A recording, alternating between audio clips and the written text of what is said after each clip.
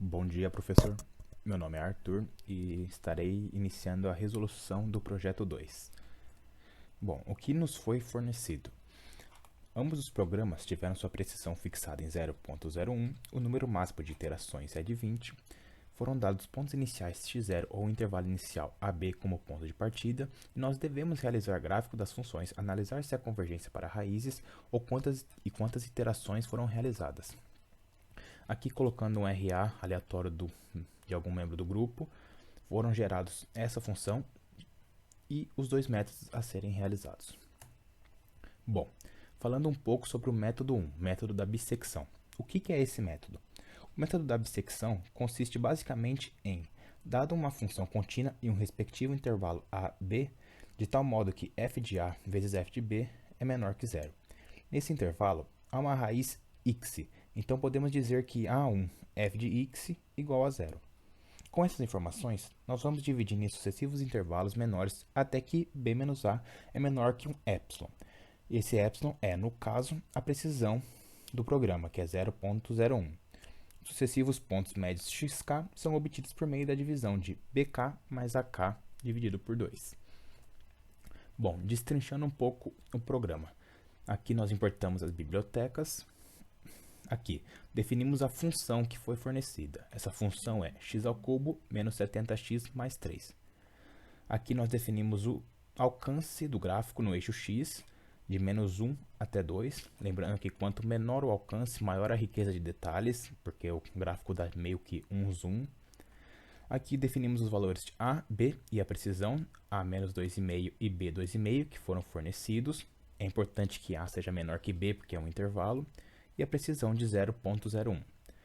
Temos a primeira iteração igual a 0 e o máximo de iterações igual a 20. E criamos uma lista para armazenar os valores de xk. Bom, aqui nós vamos printar os valores de aproximações do intervalo por meio dessa lógica do problema. O que é essa lógica? Nós criamos uma condição, while, que enquanto a subtração de b por a for maior que a precisão e não haja iterações maiores ou iguais a 20, que é o máximo de iterações, nós vamos printando as sucessivas aproximações. E definiremos um novo x0. Esse x0 é obtido por meio da média aritmética de b mais a. E listamos esse valor de x0 em uma lista xk. Agora, nós podemos fazer um novo intervalo de a x0 se a função de x0 vezes função de b for maior que zero. Nós obtemos um b igual a x0.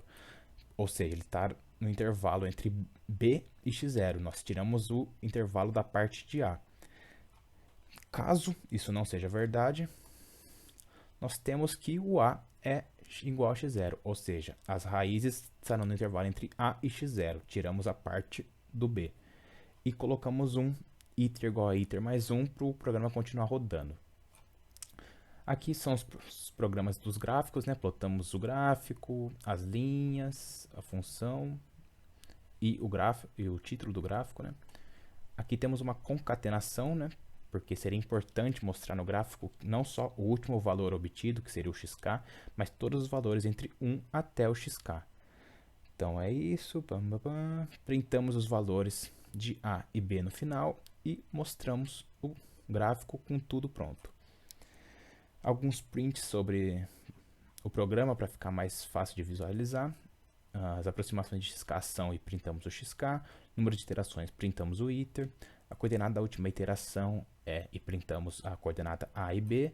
E a precisão é de b menos a.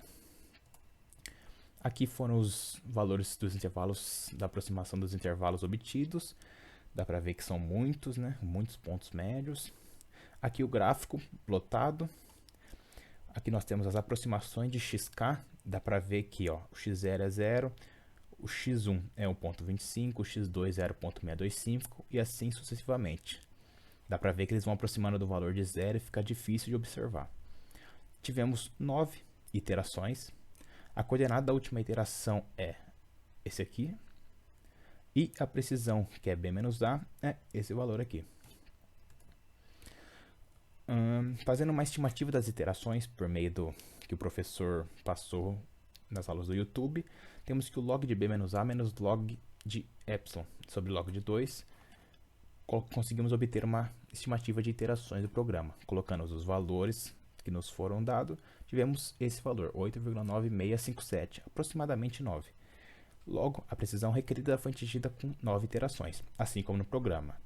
O que isso é importante? Isso é importante porque esse cálculo mostra que o programa foi realizado de forma correta, já que a estimativa teórica se igualou à prática e que houve convergência de raízes para uma raiz x, tal que f de x é igual a zero, já que respeitou todo o processo anterior à aplicação dessa fórmula, o que englobava várias definições de limites e intervalos gerados pelos valores de a e b e suas sucessivas aproximações a, k e bk. Eu fiz essa conclusãozinha final para poder mostrar que houve convergência, provamos as interações, para não ficar algo muito complexo, porque a parte de justificar as convergências de raízes é um conteúdo muito denso que não seria fácil abordar num vídeo que tem um tempo limitado. Então é isso, muito obrigado pela atenção. Olá pessoal, eu sou o Matheus e vou falar agora sobre o método de Newton. Nesse método, utilizamos uma função auxiliar para aproximações, de maneira semelhante ao método do ponto fixo. No entanto, enquanto no método do ponto fixo costuma utilizar uma reta fixa como base, as retas utilizadas no método de Newton são calculadas através da tangente da equação no ponto determinado. Vamos analisar agora o código. Vemos aqui as bibliotecas que foram importadas, a função que foi gerada randomicamente através do RA, a sua derivada, e aqui o domínio, que é de menos 10 a 20, e o intervalo, a fragmentação de cada ponto. Aqui, como esses valores foram determinados, e vamos então para a função em si.